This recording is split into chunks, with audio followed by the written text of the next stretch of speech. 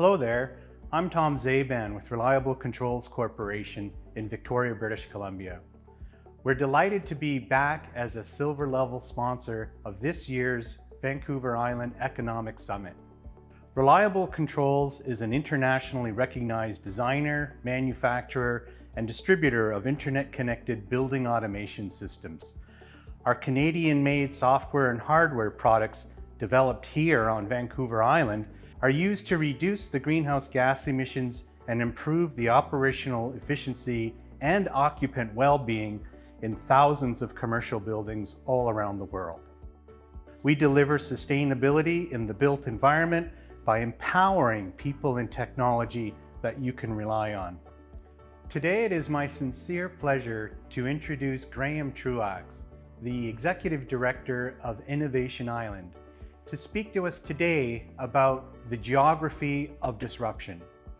We are honored to support both this session and the Economic Summit and invite you to join us in our virtual booth and our on-site booth to learn more about the positive impacts of sustainable buildings on Vancouver Island.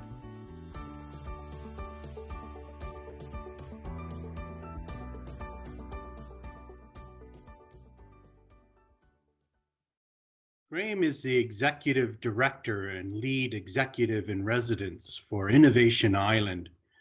For over 30 years, he's worked as an entrepreneur and advisor for hundreds of companies, chiefly in the tech sector. Many of you may remember him from the previous VAIA sessions, where he's been a presenter or panelist. He has also monitored and moderated the popular technology showcase that ran yesterday, as it has done in past years. More recently, Graham's team at Innovation Island developed what they called the DER3 program. DER3 helped small to medium-sized businesses enter and expand in the digital economy with hands-on support and industry expertise. A few months of putting people together and systems into place, the program scaled province-wide through Innovate BC and the BC Acceleration Network. The program just ended in September, and it helped over 1,000 businesses in more than 70 communities. After Graham gives his presentation, I'll ask him some questions. So have your notepads ready to go, and here we go. Welcome, Graham. Thank you very much, Tom. And thank you to the VAIA crew working in behind the scenes for, again, a fully virtual summit. It's definitely frustrating to have to make all of those arrangements last minute. I'm zooming in today from the traditional unceded territories of the Comox First Nation, and I really hope that everyone's getting excited about the conference and zooming into different sessions. And so please take care and enjoy. What I'm going to cover today is a lot of stuff, and I, for sake of time, will probably go through several things fairly quickly. And I want to just kind of make a little disclaimer that I don't necessarily even agree with all of the stuff that I'm going to be talking about here, but there's a lot of stuff coming at us these days, and at the very least, I hope that the presentation makes you think, and when we get to some Q&A, hopefully we'll have some fun with that as well.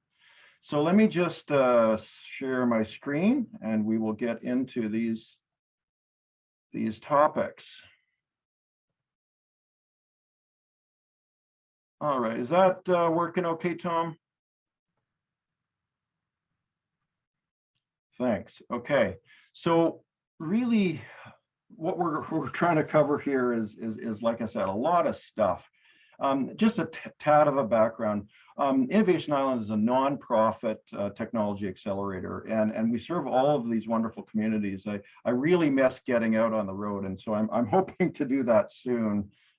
Perhaps in the new year, like most of us trying to get out and about.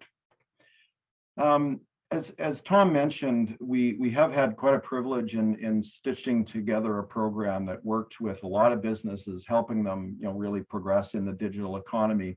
And many of the themes that I'm going to talk about here are tied to the challenges that businesses face when they enter this new domain. We've heard of these terms, hybrid business models and whatnot, but if we consider some frameworks for how these things come together, it might create some interesting opportunities. So the premise. This is probably a run-on sentence, LOL, but let me just unpack it a little bit. Essentially, what we're trying to convey here is that there's a formula, there's a recipe for how technology and innovation as nouns and verbs, things and actions, how they come together and then benefit from the massive growth and exponential capabilities of what technology has to offer. When that happens, we get disruption. And that, depending on the circumstances, can be good or bad. But that disruption in many industries is creating what we're calling, dematerialization, more from less, and then decentralization, a spreading or a widening of who has control. So that's the fundamental premise of what we're going to cover here. Why does this matter? Well, really, in a word, in a symbol, change. I love this quote. It's everything change, and this doesn't necessarily limit itself to the COVID crisis, but many other things. And what I think we're all experiencing are ripple effects. We're now very aware of supply chain issues, labor crisis, labor shortages in almost every sector. We're also now facing a greater degree of social challenges than ever before, and arguably some COVID confusion underwritten by a very large topic of climate change. So if we hone in on essentially the COVID crisis or post-corona of this book, if anyone's read it, I think we really need to consider a whole bunch of stuff and perhaps really clean the slate and look at how some of these ripple effects are going to affect our lives, our businesses, and our communities. So if you don't know of this book, I'm just suggesting that you go and get it. I make references to lots of books in this presentation, but intentionally, we're going to start with a blank sheet of paper. Moving a little bit deeper into what's coming, there's a fascinating organization called Rethink X that I'm showing here that's really talking about some of the massive changes that are going to be coming at us within this decade, more than ever in history, and because of enabling technologies and the disruption that is happening, because of that. This work gets pretty deep on some kind of wild statements dealing with information, energy, food, transportation sectors, and how their findings say that material costs are gonna flatten out, and we're gonna get more efficient, and there's going to be less waste. Now, if those things happen, there's a lot of very positive outcomes from that, but there's no guarantee that they're going to happen, of course. Now, this is a little real life story that maybe economists in the room know, but it's very poignant to some of the key points that I want to break down here. So long story short, there was a Stanford University biologist by the name of Paul Ehrlich, and he felt that in the 1970s that the demands of a growing population would create widespread scarcity and pressures on resources, and things would not be good. Things would really fall apart like en masse. This was tied to another really popular thinking at the time, limits to growth. And along came a economist from the University of Maryland, and his name was Julian Simon. And he kind of felt that the opposite would happen. So as academics do, they banter around, and they decided to place a wager on 5 key metals where the biologists thought those metals would increase in price because of population growth, and the economists thought the very opposite. So the bet was placed in 1980, and in 1990, the price of those 5 base metals, which were chromium, copper, nickel, tin, and tungsten, those metals decreased by 36%. And so in this wager, the economist won. And why that matters to this presentation and these topics is that we can't underestimate the creativity and the forces of technology and innovation, finding new alternatives for increasing demands. Now, this isn't an argument about economics over biology. It's an argument about how we can look and understand technology and innovation and integrate that more with respect to the challenges we're facing. Now, interestingly enough, the price of an ounce of gold over the past 100 years, in fact, even longer, has averaged to be at the price of a decent quality suit. And you could research this, but it's kind of done that for a very, very long time. Now, when we shift to something a little newer here, in this case, Bitcoin as an intangible currency, this is a short snapshot of the last 5 years. So the bottom light blue line is gold. It's been pretty flat, and I guess you could buy quite a few suits along the way there.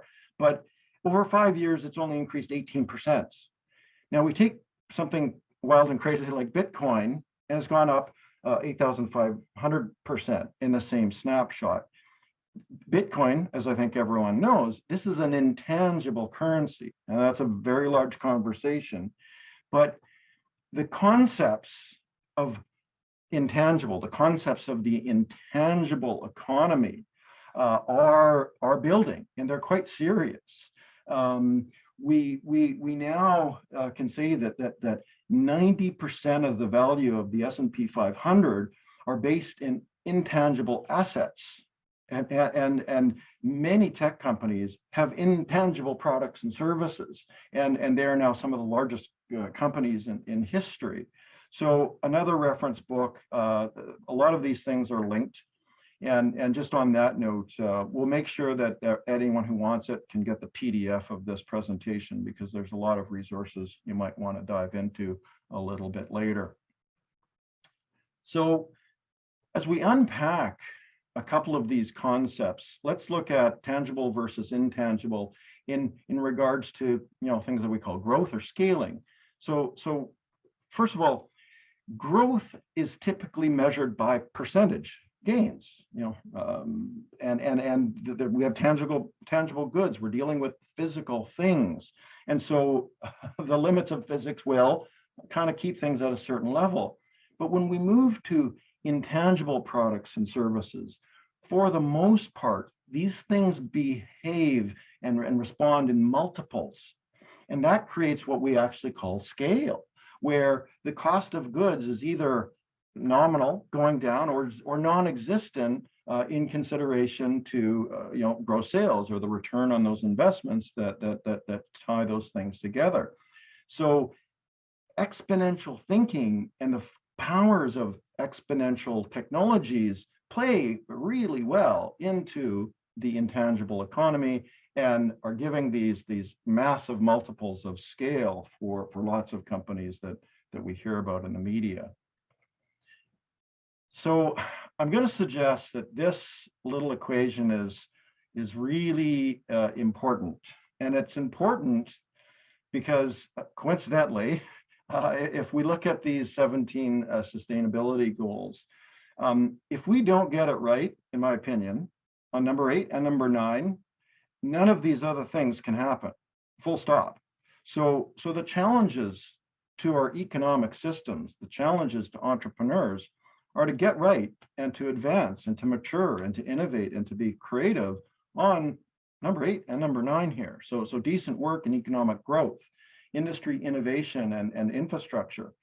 These things arguably tied to our ability to do anything else in all of these other areas. So again, this is a talk about economics and technology, and that equation is pretty important in my opinion.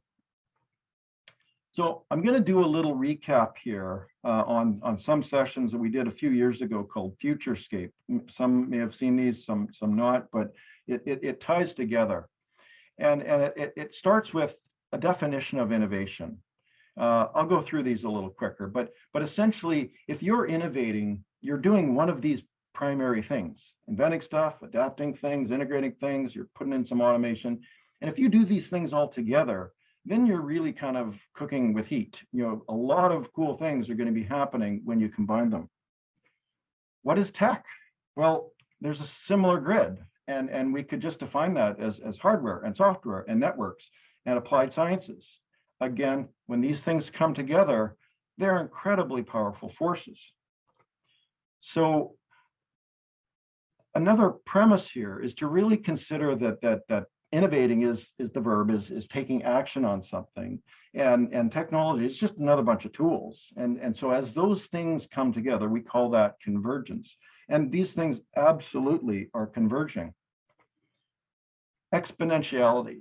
So this is another amazing book that essentially gets into a whole bunch of blurry math and numbers that are hard for us to wrap our brains around, but it's a good reference. And some of you may remember a chat where I was trying to explain that a little bit. And this goes to the myth, the story of the history of chess, where a mathematician and an artist came to get a commission on building this wonderful new game. And to the king, the sultan, whoever it was, the proposition was that he would do this work for the humble, lowly compensation of a single grain of rice on the first square, and then the kingdom would double it to 2 grains of rice on the second square, and 4 on the third. And so the king thought, what a humble servant. Wow, this sounds amazing, and away you go. Well, as the story had it, not too long after the king realized what was going to happen, off with his head. So if you do the math on right here on the doubling of just this little grid, you get an astronomical number. If this was to have happened, this would have been more rice than has been produced in the history of mankind. So it's a lot of rice, and it's a pretty big number. Now, where is that number playing out in real life? Well, Moore's law is a pretty big number too. So we go back 50 years, and the microchip and transistors that have been built and compiled over 50 years have increased 5 billion%.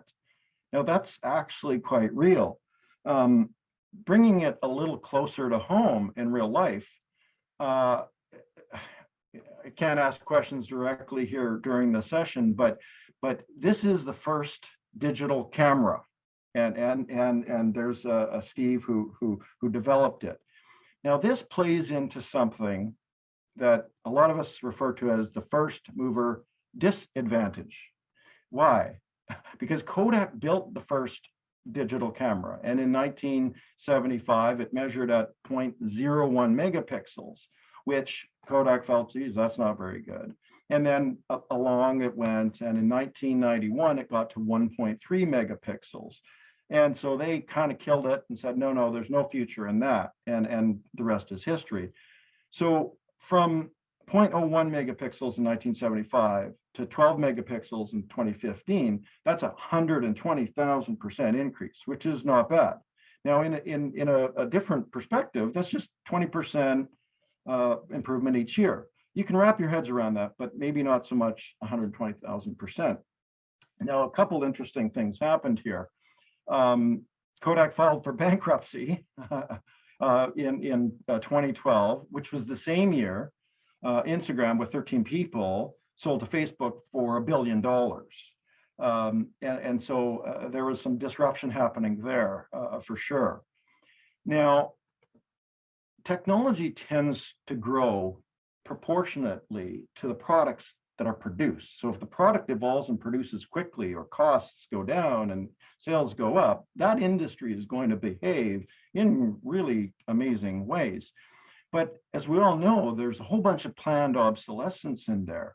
And then there's something that we call performance thresholds. So it's interesting that about 12 megapixels was when most people with digital cameras or smartphones as they developed, we didn't care so much about how many megapixels we have because it was good enough. The resolution was great. So what happened was that other features were added, multiple lenses and better software to do more things with it. Now, this little teensy thing on that finger is a digital camera. So if we picture, how it went from something on your shoulder to something you could barely see, well, that's pretty interesting too. As these things come together, as I mentioned, we get into this disruption. So you've heard this before. So Blockbuster, was disrupted by Netflix and many things. Arguably, much of the accommodation industry, with Airbnb got kind of turned around. Certainly the same thing happened with Uber, and depending on big city, little city, these things have more or less impact. But what we really want to do is ask ourselves, how can we become more creative? So I'm just going to take a quick drink of water, and I just ask people to read this for a second here.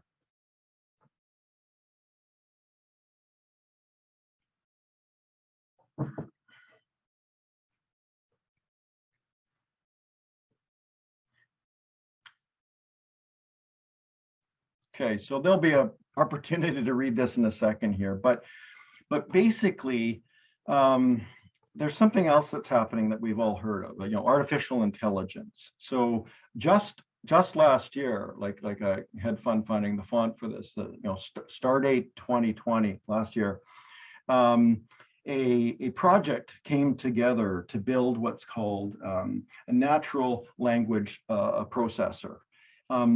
And this was delivered by an organization called OpenAI.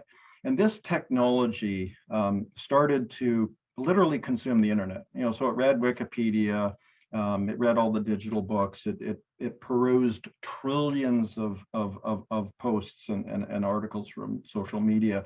And they typed in this question: how do we become more creative? And what you just read there, which is also below, was the answer from the AI bot, not quite called a bot, but this is what the computer came up with. And if you think of what you read, or if you read it again, it sounds pretty darn human. There's a bunch of really interesting reflections that might be very human-like. And so this technology is here. This technology is massively powerful. Now, I just had to slide this in for some obvious reasons and current affairs, but way back, the idea of talking to a computer and having it talk back and do things, or obviously device mobility, you gotta kind of smile. At least I do when I think of these things. So back to the power of large numbers here. Stardate 2021, just literally just last week. A new natural language technology came to play called the Megatron Turing machine. And it took the first machine that I've referenced, who could measure what we call parameters. Parameters are ways that the computer can take words and characters and phrases and sentences and put them together to create some logic. And that creates a whole bunch of math, and it creates a whole bunch of what we call parameters. And this new machine has now come and tripled that performance in 1 year, up to 530 billion parameters. The new machine can now easily write poetry and answer emails. It can get into reading comprehension and common sense reasoning and word completion. I think we all know if you search for something in Google and you start typing, it starts to generate a whole bunch of these things. So the power of this particular technology is vast, and it's going to have all sorts of impacts and disruptions in ways that we can barely imagine, because it's just getting started. Now, we referred to Moore's law and how that's been growing. Artificial intelligence is going faster, like much faster. So in 2012, a given job, a given model that you would work to set up, would take about a year and a half to prepare all of that. So thinking of programming and equipment and cloud, integrations, all of those things, they've all progressed as well. So by October 2017, what used to take a year and a half could be run in 3 hours. And in July 2019, as I'm showing, you could run the same job in 88 seconds. So this is way beyond Moore's law. And again, this is all just starting. So when we think of impacts to this stuff, this is in behind the scenes. Now, again, we're just creating formulas here. So we take convergence and we take exponentiality and we get disruption. These two things come together. Now we get into what happens when that happens. Well, we get to this concept of dematerialization. And so I think we all know this, but take our smartphones. How much can they do? How many things have they displaced? It's pretty wild when you start to think of it. There's about 50 hard goods products or more that have been displaced. Now, I'm assuming many people on this session might remember flyers from Radio Shack. Every single device on this flyer has been replaced by the smartphone. So the workers, the raw materials, the engineers, the scientists, the sales folks, the trucks to drive all this stuff around, they've all been replaced by the smartphone. Now, there's a lot of benefits to that, but also some other challenges. So that's essentially what we mean by dematerialization. Now, add another element to that. Well, we used to buy music on plastic and we'd go to a store to go get it, or technology was wrapped up in some discs. All of those things have been wiped out entirely, like gone. So what comes from that? Now we have decentralization. So the web, and we're not going to get into the drawing of the web here, but a function of the web is the decentralization of systems and capabilities and functionalities and interchanges, et cetera. So broadly speaking, it should look like this. But what's happening is that the decentralization is now being centralized by some very big companies, which are kind of referred to as family here. So Facebook, Apple, Microsoft, Google, and Amazon. These are now centralizing all sorts of services, which is the opposite of what I think a lot of us might want, or what is possible. The valuations of these companies are astronomical. It wasn't long ago where you could talk to an investment banker about a company hitting $1 trillion valuation and they just wouldn't believe you. We now have several with $1 trillion valuations, and they have centralized a great deal of power. And this is in the news, and it should be in the news, and it should be something I think we care about, but it's massive. Now, this is a fun slide. For sake of it, I think we could picture the math, but here's another picture of the math. So there's the pallet, which is $100 million, and then the truck, they're driving around with $2 billion on the flat deck, and $1 trillion is everything in behind. So again, just for the fun of it, that's quite a scale. And quite a degree of influence that these $1 trillion companies have. So let's just think about how disruption can power or create some dematerialization, and then that circles around to some decentralization. How these things play together, and that's again that's happening now.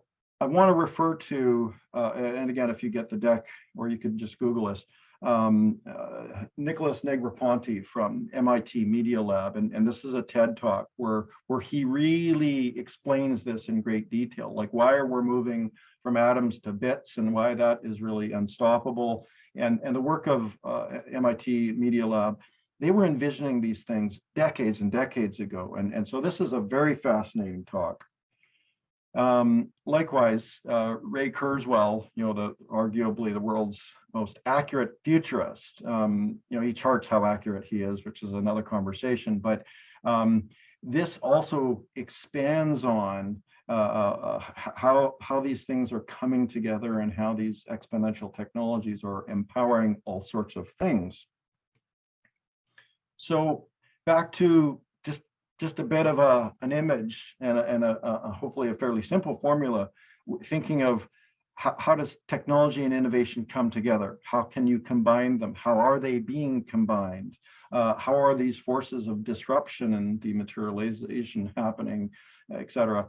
And then what does that mean? Well, it means change. In fact, it can mean nothing else than change.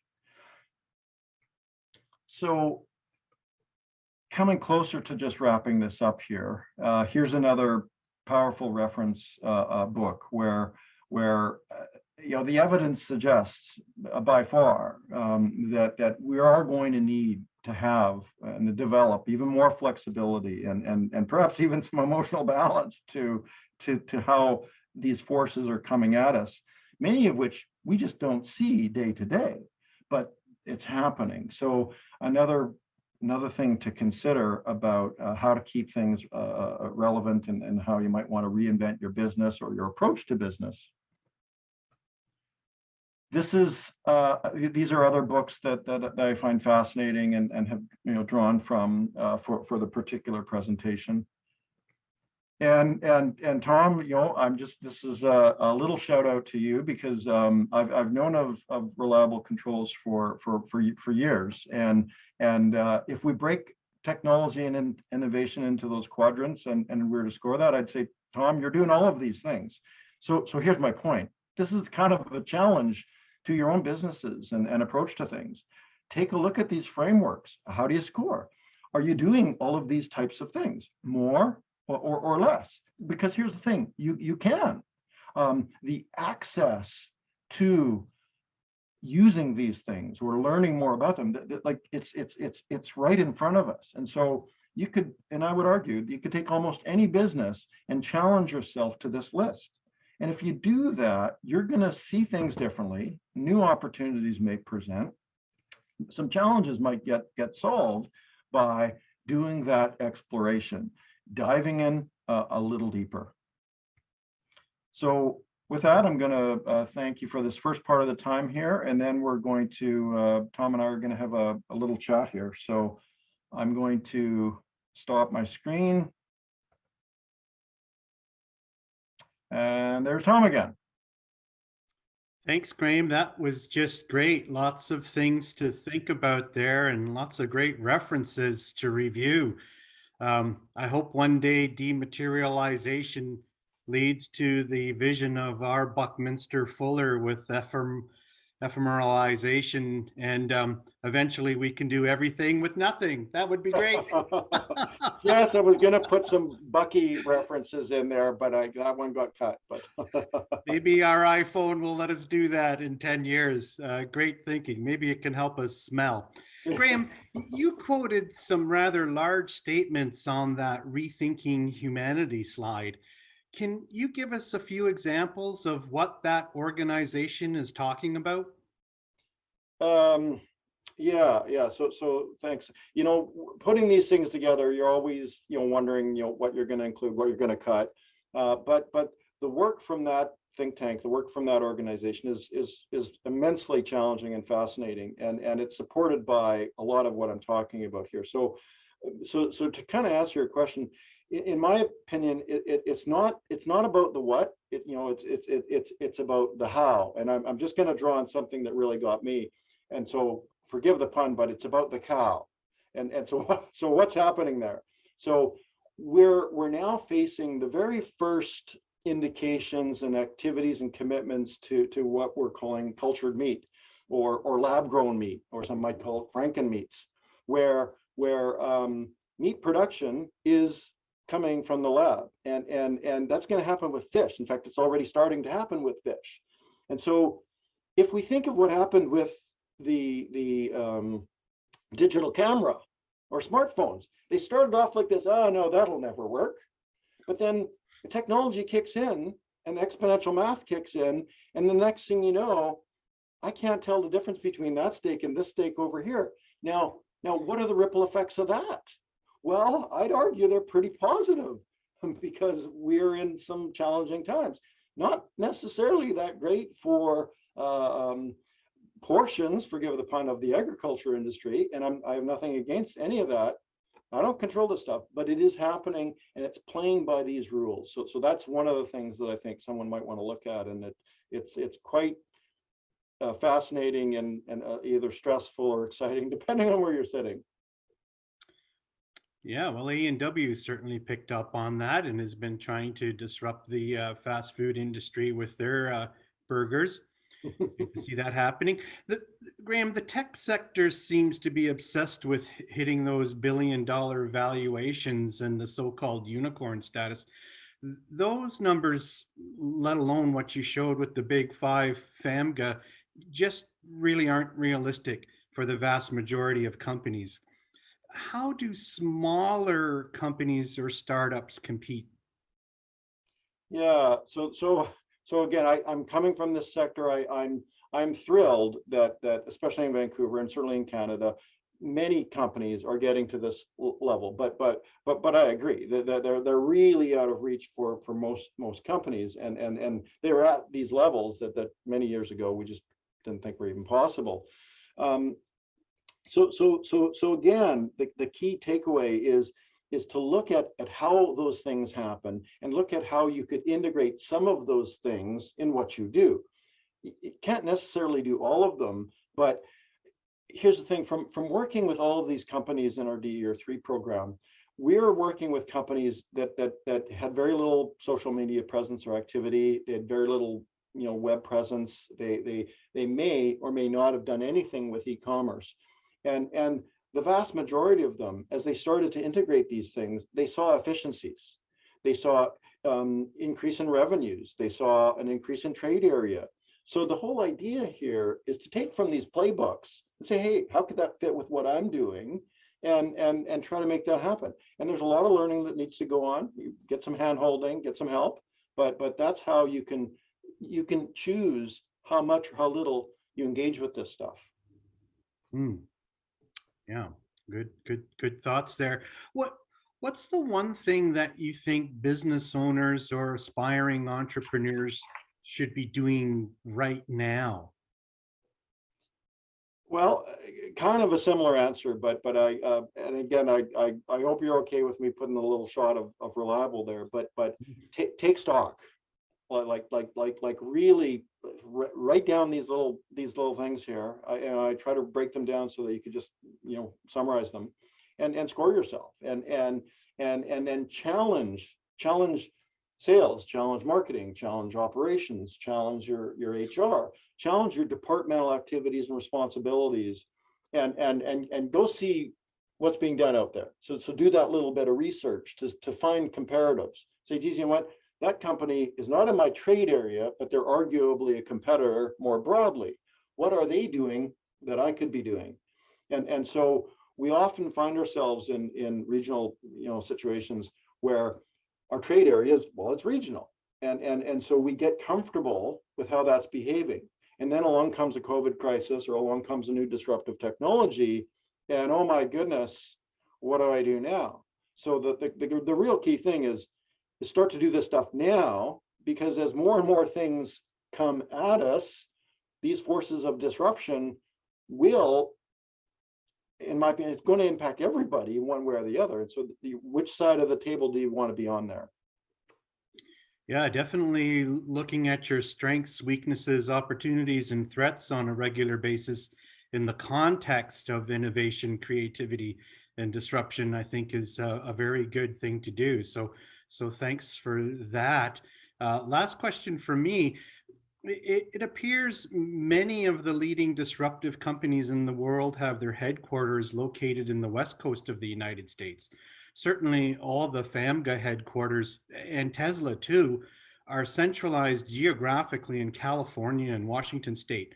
Why do you think the west coast of North America is such a hotbed for disruption? Yeah, thanks for that. Well, the short answer is Silicon Valley. So the short answer is Silicon Valley because over its history, which is long and complicated, it amassed tremendous volumes of what we might call risk capital. So the seeds of venture capital developed there. And you, for this answer, this context, this was capital that was willing to make bets, to take risks on things within our broader economy that were too risky. So with taking more risks, innovation, technologies, disruptions, other things could flourish because of the capital that supported it. So that's kind of the first part of it. But then as that developed, then we started matching up these other quadrants that we're talking about, where some results in performance and change in economies and consumer behaviors started to level that up. And so you got this density of what we might refer to as an ecosystem that just started to compile and build on itself. And that happened arguably in Silicon Valley and obviously, kind of West Coast of the United States and up into Seattle, obviously, because of Microsoft, more than anywhere in the world. It is no longer the singular force, right? So there's a interesting research piece, called the Tech Startup Genome Project that maps tech ecosystems around the world. It's quite fascinating. And so the centralized power is still hugely in Silicon Valley, but it's now being stretched more broadly across the world, and that's a good thing.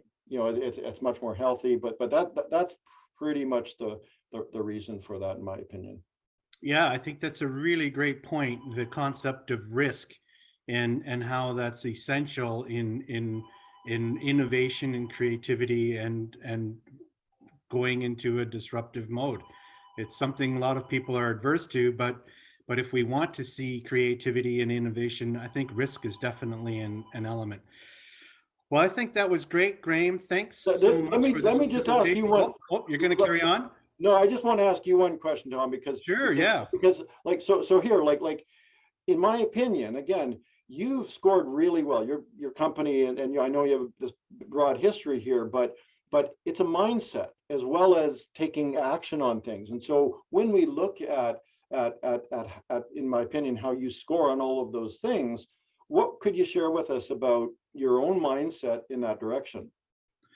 Well, I think a lot of the points you've made are certainly valid in how we rank ourselves in innovation, creativity. For me, the success really is, I sum it up in four different factors: uh, people, processes, products, and partnerships. So to me, that's the definition of success in business. Whether you're a disruptor or not, it remains to be seen, depending on what you're doing. But clearly, you have to have not only the people, but you have to have enough people, and not just enough people, but enough good people. That's the real key. The first one. These are in priority. So you have to have enough good people and enough good processes to deliver enough of those good products that you now can work with others to partner with to get your distribution in place around the world. And for us, that's our definition of success. And those other items that you've mentioned, we evaluate our strengths on all of those regularly in annual plans to measure our strengths, weaknesses, opportunities, and threats. in our industry. So we look at these things not only corporately, but granularly within every department in our organization. So the processes that allow you to examine those and analyze those scores are really, really important. So that's what we do at Reliable Controls.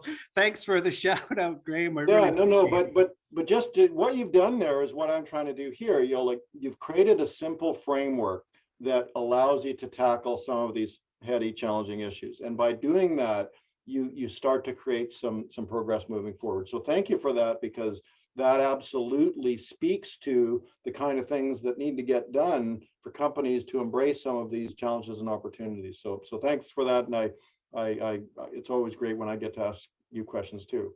Yeah, people, processes, products, and partners, the four P's. Nice, You got to have them, and they got to be right. That's my definition of success. nice. Thank you. Well, that wraps the session up, the formal presentation. For those who wish to join us in the roundtable, please stay online and we'll begin momentarily.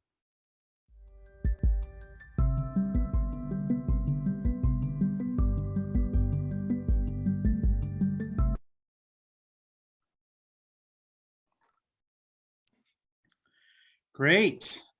Thanks for continuing to join on with us, folks. We're going to begin our roundtable just a little bit earlier, and I'm just looking at the questions in the chat and pulling them up. And let's see, what do we got there? So there's just some speaking notes there. We'll give people a chance to collect their thoughts and cross over into the roundtable domain. In the meantime, gee, Graham, I wrote down 11 questions during this presentation while I was enjoying it with you. So to kick off our roundtable, perhaps I'll throw in a few to begin things here. Maybe some easier ones to start. So, Graham, there are many pros and cons to disruption, but on balance, what do you think these massive technological changes are going to do? Are they net positive, or are they net negative? You know, what's your sentiment on that? Thanks, Tom, and nice to see so many squares up here as people log on and engage with the summit session. I have to say that I really feel these are positives. You know, there's obviously several issues and bumps in the road, and as these things present, we can point to all sorts of difficult things. But overall, as we become more aware of the challenges and we look for creative solutions, innovations, technologies, it's up to us to apply that. And so when we do, I think we really do have an awesome opportunity to put that for good, in my opinion.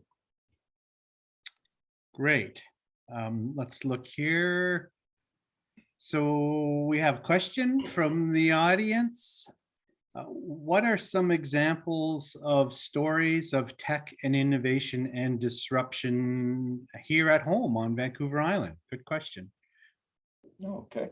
Well, there's a lot. I don't know if this particular person saw the tech showcase just yesterday, but we had 4 really interesting companies, telling their stories about how they're applying, technologies or innovative, products and solutions to challenges, to marketplaces. So more broadly, we have, and a shout out to our neighbors in Victoria at Viatech, we have hundreds of companies that have presented to create a real vibrant tech ecosystem within Victoria. Across the rest of the island, which is where Innovation Island actually works, dozens, certainly hundreds of companies are moving in that direction. Popular culture in the tech sector, it really gravitates to these unicorn companies, as we discussed, but there are hundreds and thousands of companies in our province that are doing amazing things. Too many to list, unless there was a specific question on one particular type of technology. Just trying to interpret this question. I guess in our current pandemic state, what would have to happen for you to say that this crisis is over and we can get back to normal again? Okay. Gee, my first thought would be that the health authority is going to kind of tell us that. I think we're in a, and that's why I put on that one slide, we're in a bit of COVID confusion here, right? So there are regulations, restrictions, issues facing us personally, through our businesses, collectively, society. My vote really is to support what the health authority is trying to do. It's immensely complicated and difficult, and so I'm really looking for that advice to come, so that we, as many are, yeah, like, yeah. we're, as businesses, we have to take our lead from the provincial health officer. Otherwise, things are going to get pretty confrontational and controversial. A number of questions coming in, Graham, regarding small business, which you did speak to, but I think people are quite interested in hearing your thoughts on that, maybe a little more. How do you think disruptive forces are going to impact small businesses? Yeah, so I'm going to try to keep this reflective, but try to keep it real. I think small businesses in many respects are facing the perfect storm. We have aspects of the COVID crisis. We have dwindling or challenges with our workforce. We have an aging population, which classically will end up buying less stuff. All of these forces and many other things, including aspects of the digital economy, like I was showing in some of these slides, they're all coming together all at once. And so with this particular program that we delivered, the DR3 program, and many other programs, really the marching orders, the call to action is to consider some sort of hybrid function. Bricks and clicks, use some of these tools to add to what you're doing. And not only does that give you as a business a fighting chance, but it creates more diversity in your operations. You're adding, let's say, tech aspects to your business. And so that in itself might attract workers that are looking for more tech type jobs. Even over the course of time, and I think, again, economists could speak to the succession planning problems we have within our country. So many small businesses do not have a succession plan. And so if you broaden your base of business, your function of operations, and your online, offline, you're adding to that, well, guess what? You now have more enterprise value. And actually somebody might want to buy your business, or you might enter new verticals where maybe your employees will buy your company and they'll progress it going forward. So the real call to action is to embrace this stuff. And a little on a cautionary note, if you don't do it, I'll guarantee you that your competitors will, right? So it's just a digital imperative to do that. Yeah, I'll comment on that for sure. It's probably easier than ever to do business in the world with the internet. You have the world as your oyster, but on the other side of the coin, well, you're now competing with everybody else in that oyster. So there's got to be a balance there. So you still have to stand out. You touched on the point of aging demographics, Graham, which leads into the second of 10 questions that I have, if we don't get any more or questions coming in. So from Carlotta Sanz's keynote presentation this morning on donut economics, it seems the world's population might be starting to plateau. How disruptive might a declining global population be for governments and businesses with long-term plans into 2030, 2050, which we're all doing, right? Yeah. So just help me out on that one a bit. Yeah, so if our world population is no longer growing, we don't have this exponential growth, into 7, 8, 9, 10 billion souls on the planet, and we plateau, as some are thinking is we're at the beginning of that. How disruptive will that be to our businesses, do you think? Okay, yeah, that is a large and interesting topic. So I forget the name of this particular book, but it talks about the next billion. So the next billion people coming into essentially facets of this economy. So again, this really large topic here, but if we take developing nations and we take developed nations, well, we can count about 1 billion people that are going to come in to this other side. And so what does that mean? Well, and this is already happening. They are now becoming, and I really hate to say this, but they're becoming consumers of these types of products and services. So that's 1 billion new customers. Now, the question is, who will be serving those customers, and with what? And so you could say, well, absolutely, there's going to be a whole bunch of tangible stuff. There's also going to be a whole bunch of intangible stuff. Take banking, for instance. The next billion, and the next billion folks that are using banking services are using virtualized banking services. The next billion people that are coming online are doing that wirelessly. A lot of those countries, why on earth would you build, towers and hook lines up when you could just do this, wireless? So there are many examples of where the developing nations are just skipping some of the steps that we took in the developed world, and they're looking for other levels of creativity and functionality. There are exchanges, capital exchanges for goods and services that just use text messaging in Africa.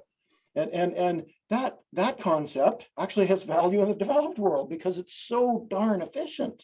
Yeah. So I actually think that, whether we level out at 8 billion or 9 billion in, whenever that happens, we have this opportunity to learn from developing nations with respect to their intrinsic efficiencies and how they may choose to use some of these tools that can reverse the tables in some aspects. So yeah, they're leapfrogging, which bodes well as an indicator of where to put your money, which speaks right into this next caller's question.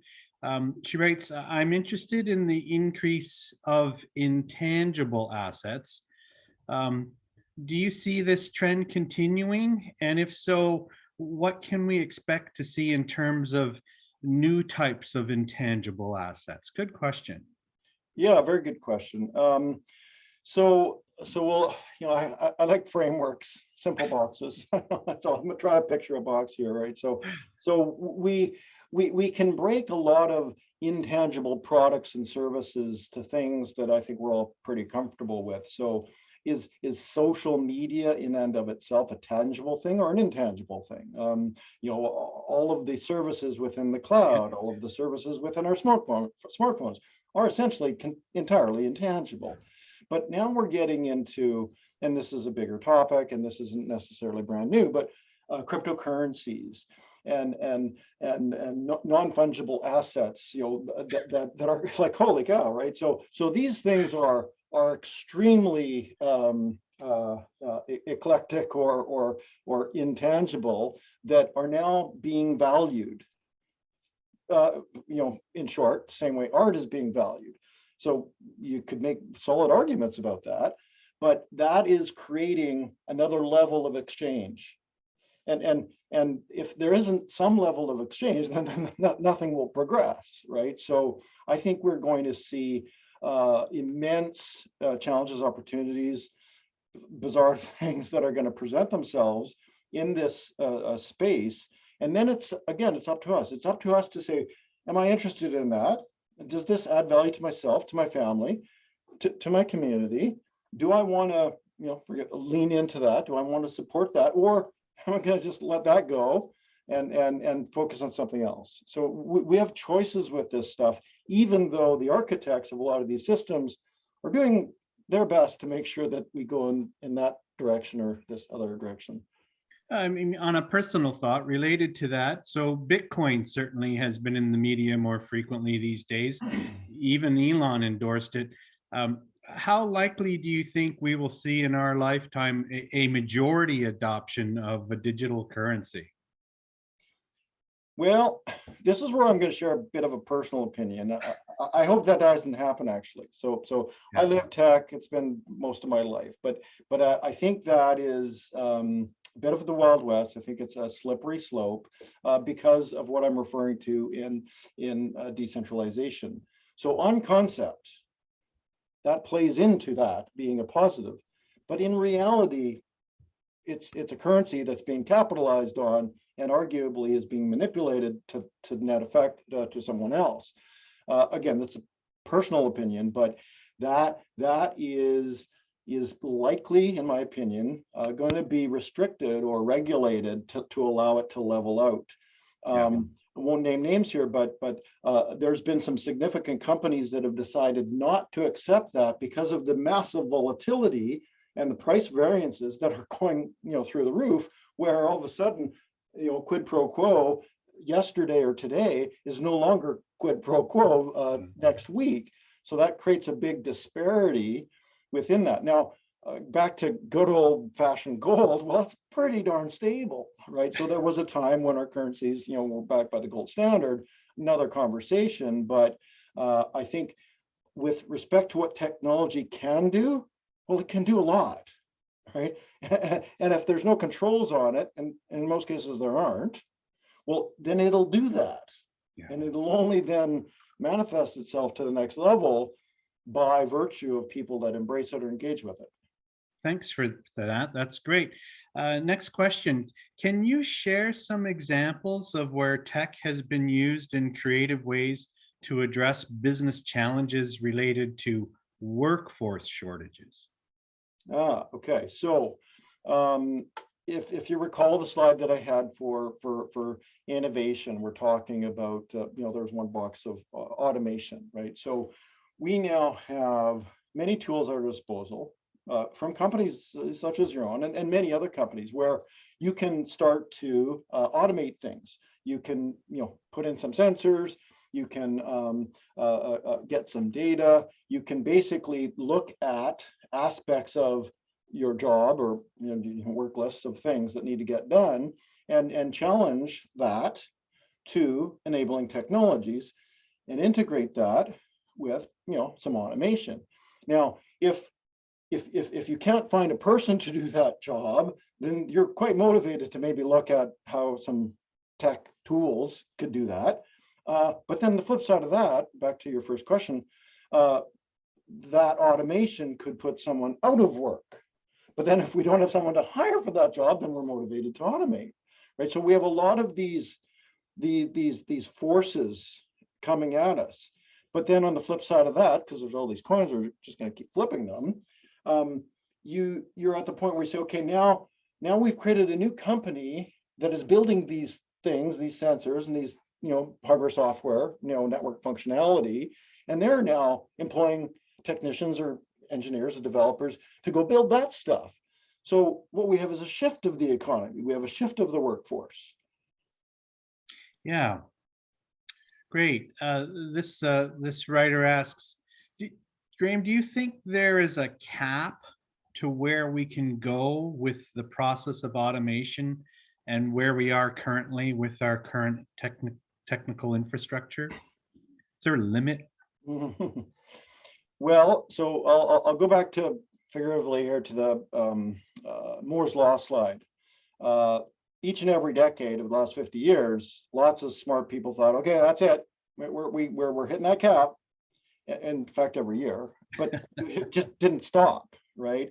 And now, as I was referring to, we're now just starting into advances within artificial intelligence. And I mean real artificial intelligence, not just saying it. And so as that continues, we have to go back to what I'm trying to get at here. what is the underlying formula? What is the underlying framework? How are those things happening? They're happening by all these parts and pieces combining. And when they combine, then you build on top of that, and you build on top of that, and so on and so forth. So I don't think that we can really see or explain what those limits will be because of how they are doing what they're doing. So short answer, no, I don't see any limits in my lifetime. Another question here. Good thought. How do you think Vancouver Island compares to the rest of Canada for innovation and how we deal with disruptions? Okay, two parts to that one. So I really think that we are seeing some very exciting growth. We're seeing a lot of folks either returning to the island where they grew up. We're seeing folks being attracted to the island for lifestyle reasons or other reasons, affordability, even though that's another conversation. And so I see tremendous potential and growth that is really happening up and down the island. Now, another sidebar here that ties to, let's say, the connectivity within any given town or place where someone might want to be. If you have, sufficient connectivity, then you truly can work from home. You can build a company of almost, any vision wherever you are, right? So that is growing. We have lots of evidence. Our own stats, and you can go to our website, and we're going to update some stats there. We're seeing lots of great performance numbers. Now, could you just help me on the second part of that question? Yeah, how are we comparing with the rest of Canada on the island? Yeah. So the comparing thing is tricky. When we look at the industry, the technology industry, it's global, right? Look, you can't look at really any other way. Yeah. At a global level, Vancouver scores, Toronto scores, Montreal scores at a global level. Well, I could speak for some experience there. I attend a lot of international, well, used to before COVID, international exhibitions, and I can tell you how often I've been surprised to be walking the halls with 2,000 other delegates at a large convention in, say, Singapore or Shanghai, and bumping into people from Victoria. Awesome. They're there. Well, exactly, right? So really the way to frame that is to say, okay, we're looking at a broad industry. We're looking at that industry from a global perspective. Of course, there are large centers and cities, regions on the planet that score really high there. But then we look at it from our continent, from our country, from our province, and it's very proportionately on track with any other place in the country. And so our job is to nurture that. Our job collectively, is to nurture that. It's to embrace the creativity of companies that are trying to break into new spaces. Recognize that in some cases there's other points on the planet that might have a few more resources than we do. So yeah. What's the challenge there? Well, the challenge is get creative, right? How would you do more with less? How would you retool that? And that creative challenge is at the seed of being an entrepreneur. You're motivated to figure something out when you don't necessarily have everything that you might want to have. So the saying goes then, necessity is the mother of invention, Graham. What factors do you think are significantly competing with invention and innovation other than necessity? Yeah, that's a good convention, right? So the status quo, defaulting to thinking that no disrespect here, but defaulting to thinking that our resource sector will take care of everything, and again, no disrespect, but we have to consider now that there are many companies and places that are starting to 3D print homes, right? Like literally, and they're using really interesting composites, and they're doing that overnight. So you might say, okay, well, how's that going to affect stick frame construction? Well, not zero, right? Maybe not 100% tomorrow, but how did these things develop? Well, if you know how they develop and you know where they're going, then you might actually come up with another solution that integrates wood chips with some other composite, and next thing you know, you're printing 3D homes using waste wood chips. I'm just inventing that. I mean, I'm sure somebody's working on it, but that stuff is the stuff of invention and technology and disruption when they all crash together. Which segues really nicely into this next listener's question. Thanks for the great discussion, Graham. Outside of tech, Vancouver Island remains relatively heavily reliant upon the construction industry for its economic growth. And with continuing immigration to the island, this would seem likely to continue. Do you think disruption is something companies in the construction industry need to be concerned with? And if so, do you have thoughts on how they can combat disruption or become disruptors themselves? Big question. Yeah, for sure. Well, that does play into what I'm talking about here.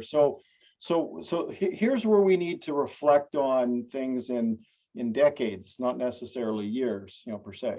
So next year, next week, few years down the road, are we going to see disruption in stick frame construction? Not likely, right? But in 10 years, I might place some interesting bets there. Maybe even in 5 years. But then we come to another force, right? Just general economics, right? So if you're just interested to live in a place and you're out shopping for a place to live and you see this house, do you really care how it's built if it has everything that you want? Right. So right now we have fairly standard traditional construction, and that could be a variety of dwelling types. But if in 5 or maybe 10 years, we see the same kind of product that was built with a 3D printer, just like a big concrete arm, just doing all that stuff, then do you really care? And maybe it's cheaper, or maybe you get exactly what you want in 3 weeks instead of 3 months. Right. So that just comes back to products and services that are put out to a marketplace.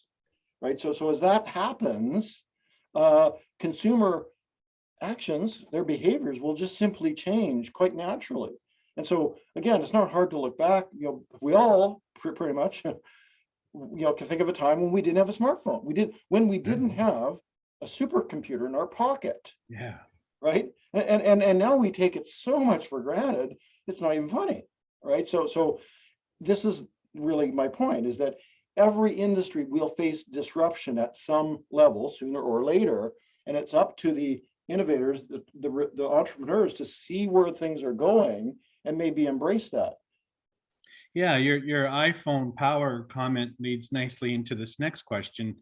Even though Moore's law continues to progress in one way or another, how many more times must the power of technology double and double again before the marginal benefit of future technology is largely diminished or not wanted, i.e. my iPhone is good enough?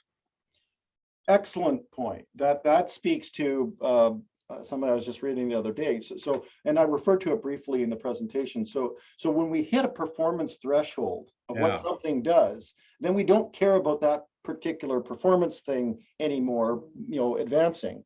But then bring in the innovators, bring in the marketers, bring in the salespeople that say, oh, now let's put 2 or 3 different lenses in our smartphones.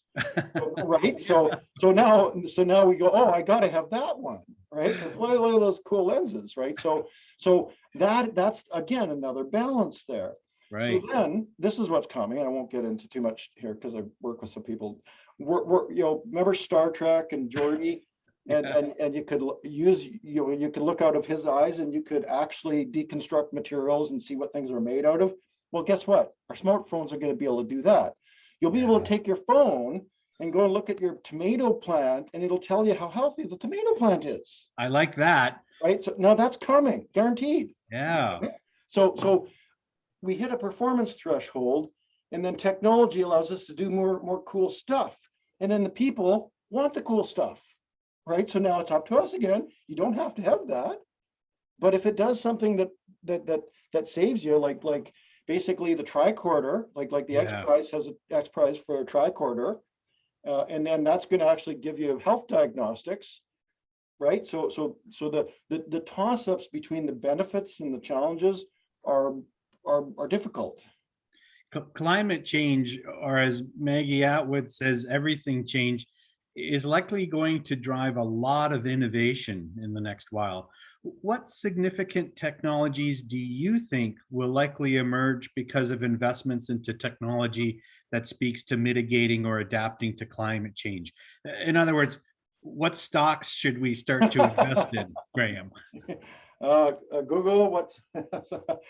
So firstly, I'm very excited about enabling technologies, the algorithm of innovation, the algorithm of all this stuff, powering clean technologies, powering this smarter economies, powering mitigations to climate change. We will absolutely see that across the board. But back to the fundamental premise, like why?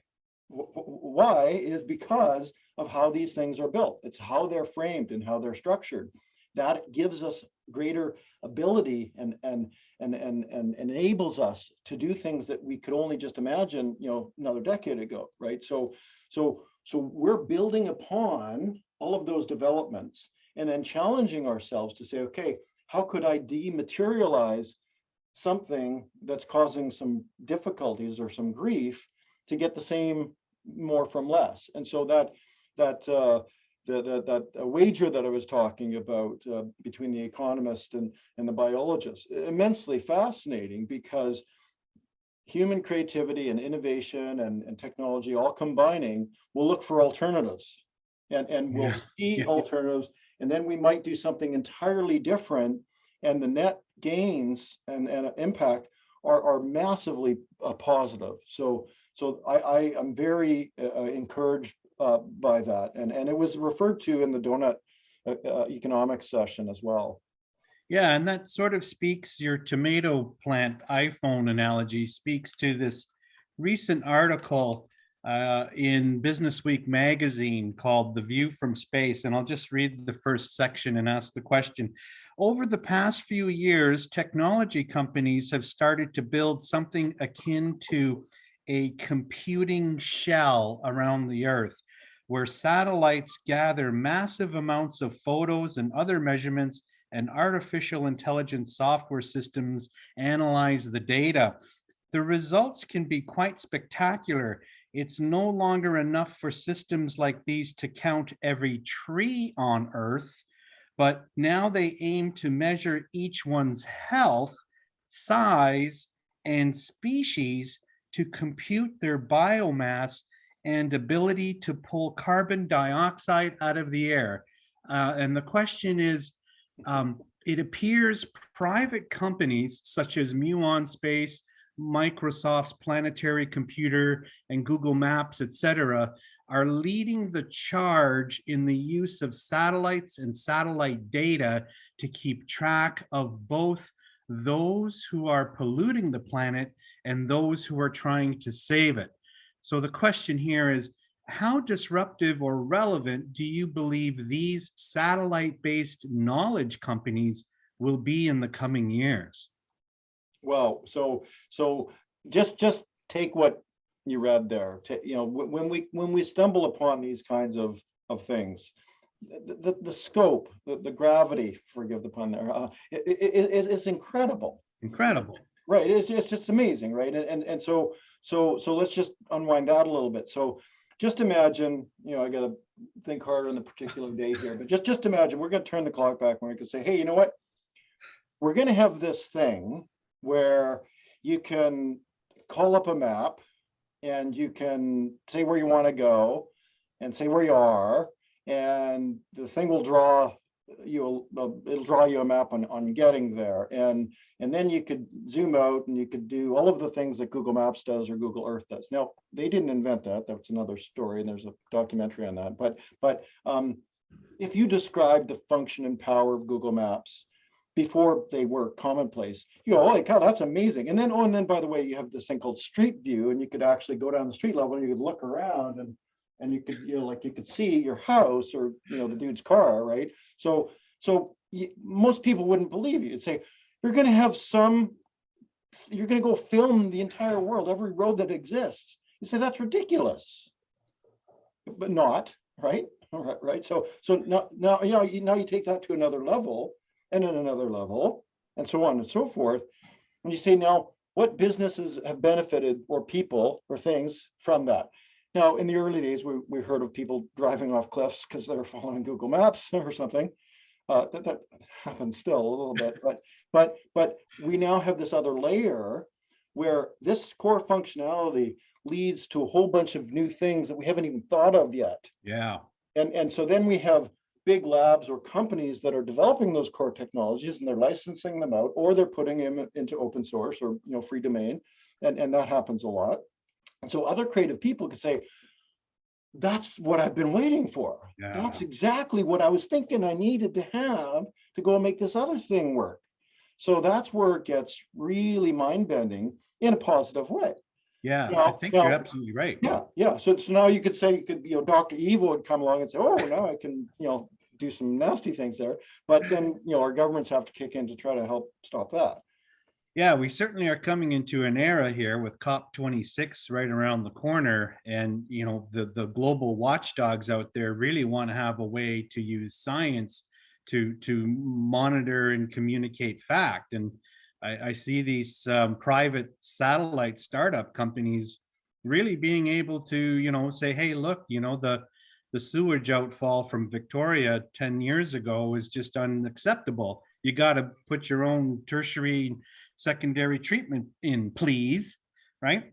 Yeah, So, and then you get to tell the entire world that's either a good thing or a bad thing. Yeah. Right. So these, again, these forces are combining, and that really is quite positive. But the challenge for us is to understand the basics of how these things work, understand the use case, the business case, and that support those who are doing these things, or go engage with them yourself, because they are out there, and the ability to integrate and use these tools is at our disposal more than ever. More than ever. Yeah, it's unbelievable. Yeah. So continuing questions coming in from an interesting, different perspective, perhaps. Invisible to most is the fact that today's and tomorrow's technology is extremely extractive and wasteful of precious metals. And doing things like private space travel for no reason but because we can. How will these problems be addressed? The problems of basically waste and vanity, I guess. Yes. I got my vanity rocket. Let's go. Yeah. So let's talk $1 billion. Okay. Let's talk the materials first, right? So back to the Ehrlich Simon challenge on the price of those commodity metals, and they slid, right? So there is a massive demand and massive consumption of rare earth metals and a variety of other raw materials. What's the opportunity there? Well, the opportunity, and Nanaimo is doing parts of this now, and I think many communities are, but take charge of recycling, take charge of waste streams, really support organizations that are trying to be extractive from waste. I think, what was that, the 80s show with Michael J. Fox, Back to the Future. Okay, Back to the Future. So I really think that our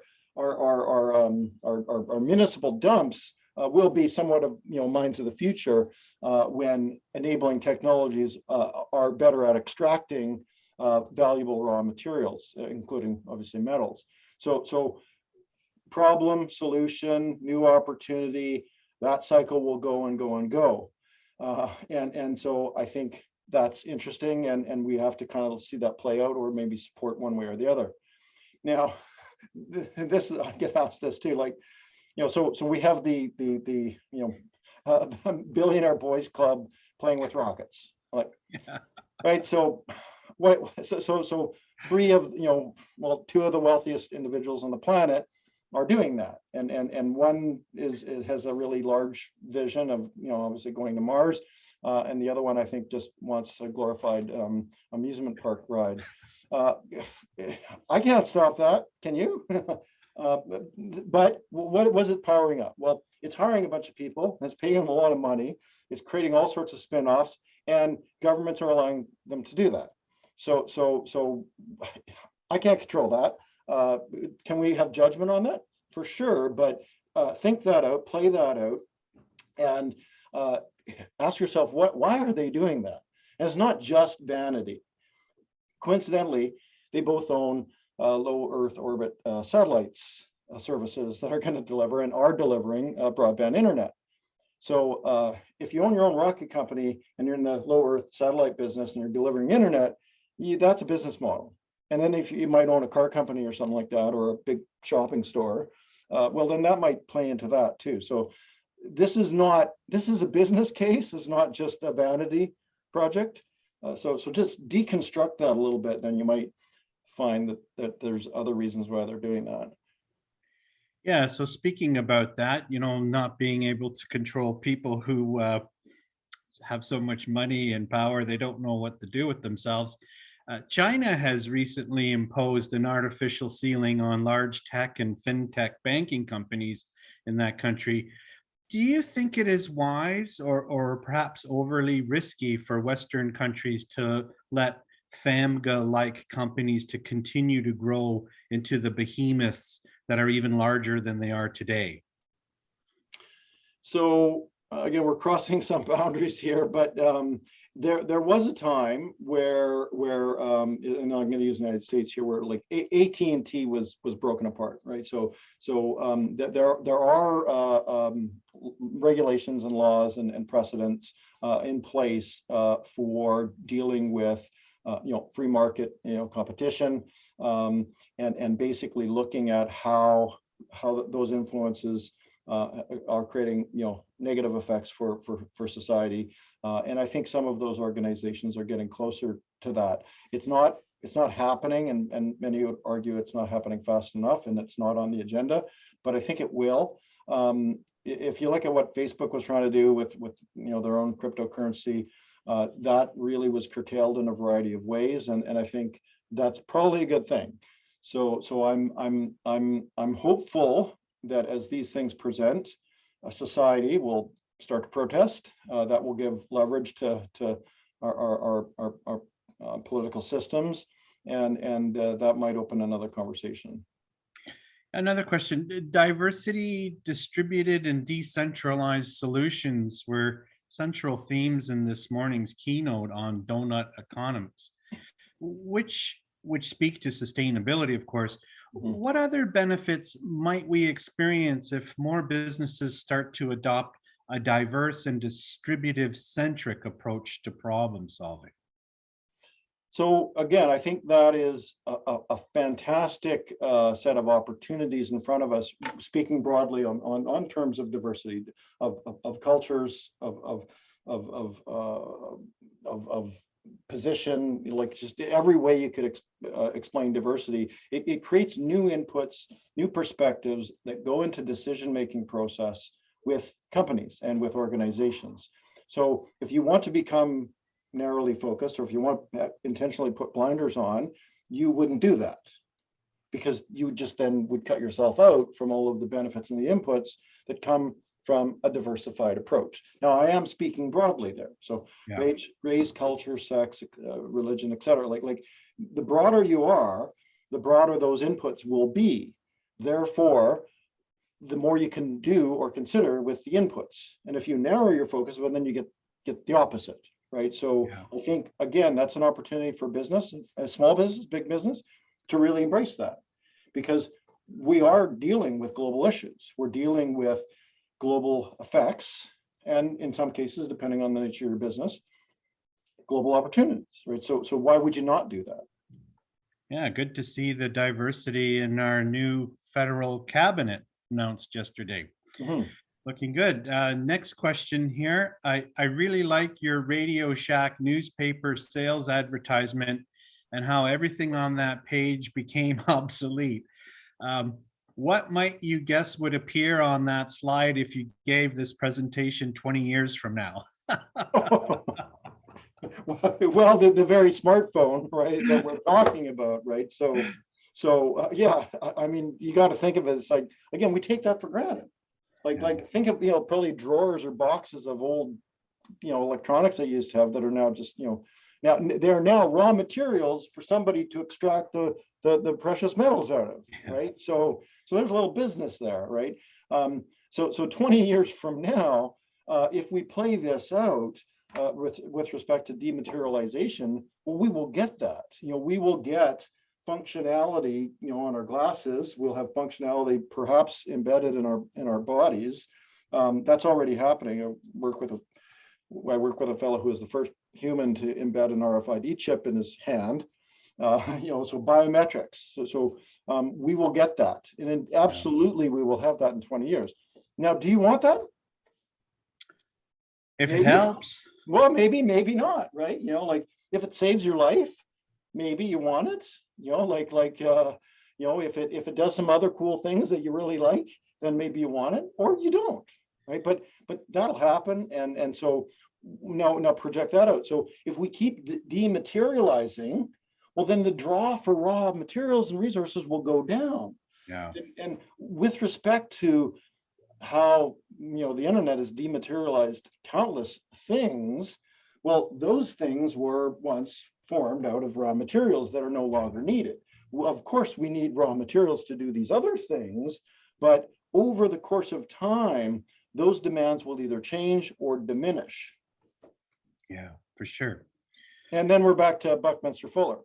Yeah, that's right. Dematerialization, And the word that I really like, which I can't hardly say, is ephemeralization. Mm-hmm. Yeah. Yeah. So last question from me would, you've pretty well answered it, I think, but I'll just ask it again just to drive the point home, since it's central to your talk.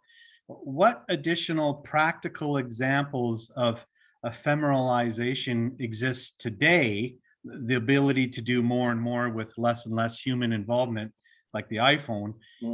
And what do you think we will be seeing in the near future? I mean, you just touched on that, but it's just kind of driving the words home for our audience. Yeah, so I referred to the natural language processing technologies that are here, and they're quite, they've been developing over decades, but they are now Theory.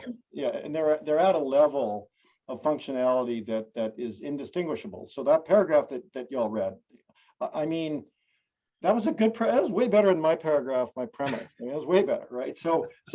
But it like I said, it was very human. It was reflective. It was almost emotional, right? So we will have those tools available. Now, the challenge will be for us to distinguish, because right now we can't.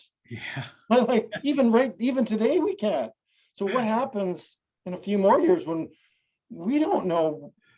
Are we talking to a human or a computer? We don't know. Well, that's right. So really, my argument is to understand that this stuff is happening. It's a little daunting and a little overwhelming, but just understand that it's happening, and then get curious about what that does for you, what that does for your business, what that does for your community, what it does for your family, and then you can say, well, no, or yeah, let's look at that. Let's plug in some automation, because we can't hire people to do the job. Yeah. And so we got to do something. So as these things present, awareness is half the battle, right? Just that's my point. Yeah, and I think we've run out of questions in the chat, and I've certainly got all of my 11 questions in, Graham. So thanks for answering all of those. Have you read up on robotic technology lately as a disruptive force? Certainly, that must be getting better and better, I would think. Well, I had some slides on robots that I cut, because like I'm sure we've all seen, whether it's through social media or whatnot, the advances in robotics, and now I'm going to be, keep it real. That's a little freaky, right? So if you look at the functionality of Boston Robotics and several other projects, and you say, wow, look at those cute little robots, they can dance. Yeah, what happens when you put a freaking gun in their hand, right? So then you have RoboCop, right? So I'm a little more concerned about that, because at the end of the day, somebody's thinking about that. So the advances there are mind bending, but then the application. Do we want to set some rules or some controls on what you could or shouldn't do with that? You can already 3D print guns, Oh, no problem, right? So we might want to say, okay, now government, government, pay attention to this stuff, and really deal with this stuff, because we want those things to add value to industry and to other facets of life and culture, not necessarily the Terminator type stuff. well, look at that. While we're talking about our Roombas and Zumbas to clean up the floors in our house and cut our lawns, we got a new question. So the audience member says, I'm interested in whether you can provide some insights on the food industry and agriculture with regards to disruption. Good question. For sure. So big question. So please go to that, and it's in the deck that the Rethink X. There's a whole section on really some disruptions that are coming out of agriculture very, very quickly. And it depends on where you sit. On one hand, you say that's fantastic because agriculture is a ginormous polluter. Oh, yeah. It's responsible, its carbon footprint is unsustainable. On the other hand, I love my farmers markets. I love natural produced foods. Maybe can we have both? I don't know, but there are some immensely challenging issues there, and I think over the course of time we'll probably have some balance that fits and maybe removes large industrial agriculture and has boutique, organic agriculture, and then in the middle there's a whole bunch of other things that society will have to wrap their heads around. But whether you believe it or not, it's coming. Okay, well, yeah, the food industry no doubt is going through huge change with vertical growing spaces, interior growing spaces. I mean, hydroponics has been around for a long time, but food quality and food production is just going to continue to be an important topic for all of us. And so we want that industry to remain resilient despite the disruptions that are happening. This person has put in this question a couple of times, and I'm just trying to sort my way through it. But basically, the gist of the question is about the connectivity of our island communities, and the challenges of internet access. How closely should we be paying attention to services like Starlink versus fiber connection?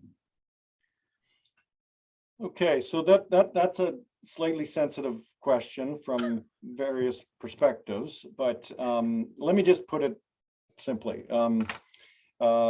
If you and or your business need broadband connectivity tomorrow morning or next week, well, you have no choice but to look at what solutions could deliver that. Full stop. That there's no, that's just a fact, right? Over the course of time, as backhaul services, as networks build and develop in a variety of ways, that's a good thing. There's nothing wrong with that. But from a needs perspective, the market will generally address said needs. And right now, there's a thing, by two big rocket boys called low Earth orbit satellites that are starting to offer some of these services. So my point there is simply, what are the needs? Where are you at? What do you got to do? What's available? And make some choices. Yeah, internet's great. It's definitely been a big help for all of us around the world, no doubt about it. And for those who can't get it, it's an enormous source of frustration. Absolutely. Graham, we're coming into the last 5 minutes of our time here, and we don't have any other questions in at the moment. I know I certainly really enjoyed your presentation, and we'll definitely be referring to it again and again. We should expect to see disruption at some regular interval in the world. And I give you the floor for some last comments to our audience and parting thoughts you'd like them to walk away with from this wonderful presentation? Well, thank you, Tom, and let me just kind of continue that. Thank you to everybody for zooming in. I think a lot of us knew that or felt that this might have been a hybrid conference this year, and the organizers had to make the tough choice to make it fully virtual again. There's an immense amount of work that goes into that. So huge shout out to all of the folks in behind the scenes that make this work. Also, I think that we really are looking forward to getting back within our communities, within these types of events, for the networking that really doesn't happen quite the same way. So with that said, support the sponsors, support the exhibitors, use the tools to virtually get some dialogue going there, because there's a lot of work that goes into that, and the companies that have stood up to put in time and effort would really like to connect with you. That's what conferences are all about. So that's kind of my shout out there. And then I think there's a good number of folks that probably do know us as Innovation Island. We're a nonprofit industry association. We're really not here to sell you anything. And this year we weren't able to get a big panel for this kind of thing. We've done that several years before. I hopefully we'll come back one year sometime with another panel of some of the companies doing this stuff. My life has been wired this way, and Tom, it's been good to work with you on the Q&A here. So thanks to everybody involved, and a last shout out to Island Good, who I was putting together some care packages that are just wonderful. So great, thanks so much. We'll catch up later. Take care, everybody.